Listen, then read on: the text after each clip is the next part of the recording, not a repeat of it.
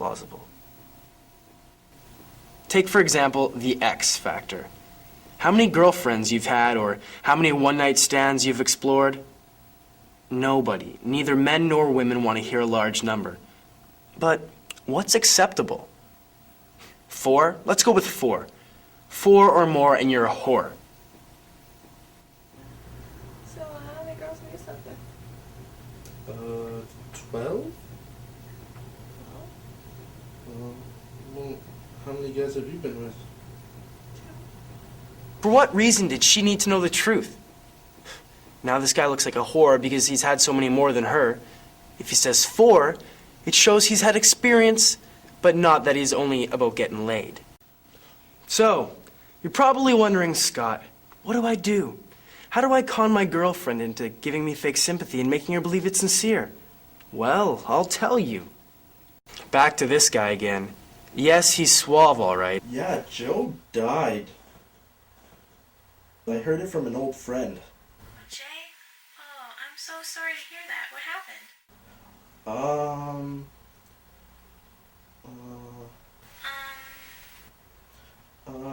Joe died from a disease. That's awful. Yeah. Now, would you believe this shit? This idiot is lying to his girlfriend as part of a head game, but doesn't know his lie. He and her are fighting, and he desperately wants to see her. And so he took my course and found that a friend/relative dying would be a good method of attaining attention. Oh, ain't lies great? If only he paid attention fully. Now this is some simple shit. Get a free email account. Fuck, they're easy to obtain. Just get one. Now what I want you to do is use this fake email address to compile your death-informing email. Concoct a story as to how he, she died, when, why, where, etc. Then you send it to yourself. Now that you have your email from a friend, forward it to him/her. They'll believe it. Shit, they'll have no choice. Who would do such a sick thing? Who would assemble something in such bad taste? I'll tell you who. Someone with a goal. Someone with a plan. We can all wait for what we want, or we can grab it by the balls and yank. But bear in mind, that's only step 1 of part 1. Step 2 of part 1, make the lie true. How do you make a lie true? How? I'm not here to con a lie detector machine. I'm here to play with the human mind. So here's how you make a lie true. Plan it. Make it consistent. Fuck. Write it down like it were a business plan, all structured and carefully thought out. Familiarize yourself with the key points. Make it a reality or a supposed memory. Tell as many people as possible. The more you repeat it, the more it seems real. Tell your other friends, your family, anyone that is significant in your life. Then, if your significant other talks with one of your closest friends or fam, they'll have it confirmed. And you won't have revealed that you are in actual fact the liar that you are. This applies to all lies, not just this one in particular. Remember though, you can't trust me. I talk more than I actually do. Or is that also a lie?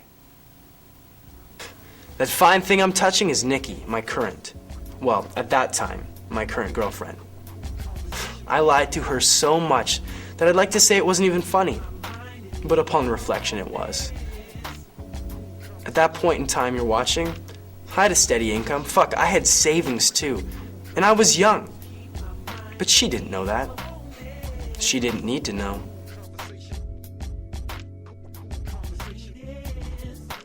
I love you so much. Pity it wasn't true. I didn't love her. It was only 2 months in, and after a variety of a lot more intense relationships, I knew something. People like to think they're in love with the person they're with, even if they're not. There's something to be said for the mind tricking itself. If you can get it to work, you're in.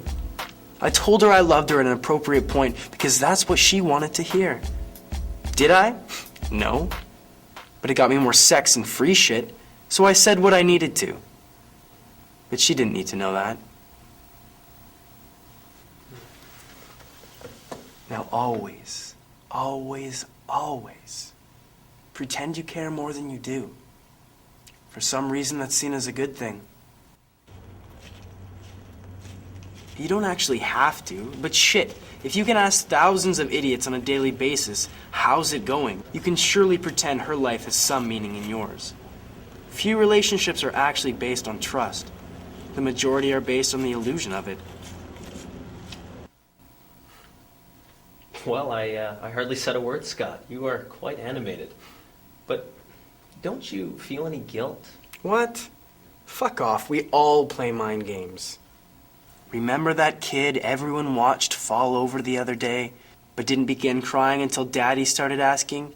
Mind game, head game, intelligent deception. Can someone get me a cigarette? You really shouldn't smoke in here. It's not good for the equipment. It calms me down. I'm helping me help you. Now someone get me a fucking cigarette.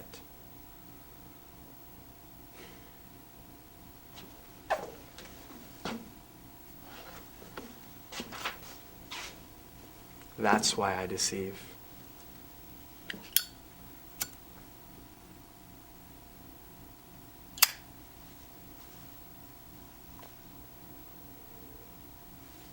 Now where were we? We were talking about guilt and remorse. Hold on a sec. Can I get an ashtray? And can that girl that brought this smoke in, bring it in? How you doing? My name's Scott. Piss off. Bitch. Is this gonna happen all the time when this gets shown? I don't know. We are paying you a lot to do this. Yeah, but still. I'm fucking giving you gems here. Remorse. Do you ever experience it? Well, sometimes. Kind of. My conscience only really kicks in when I find that the person I've played is an honest person that only has the best intentions for me. No personal gain, no benefits. Like my family on occasion, friends, etc.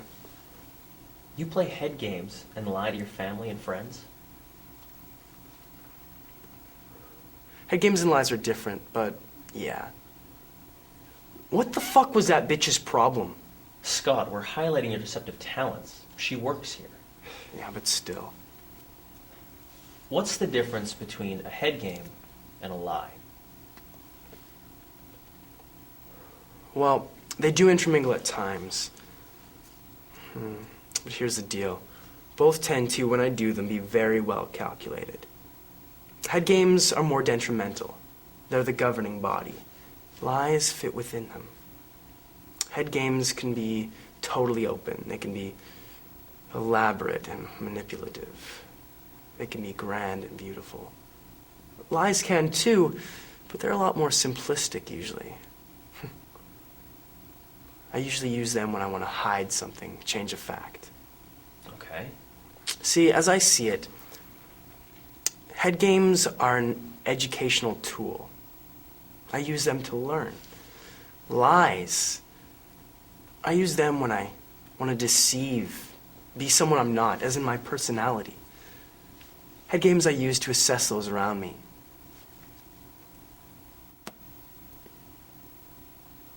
See, people talk a lot. Oh, and they lie too. How would I describe myself? I'm caring, sensitive, humorous. I'm fun to be around. I'm really outgoing. I've been called life of the party more than once. I study a lot and get good grades, though. You hear this bullshit? Even if it is true, how on earth would you know? So how do I know who someone is?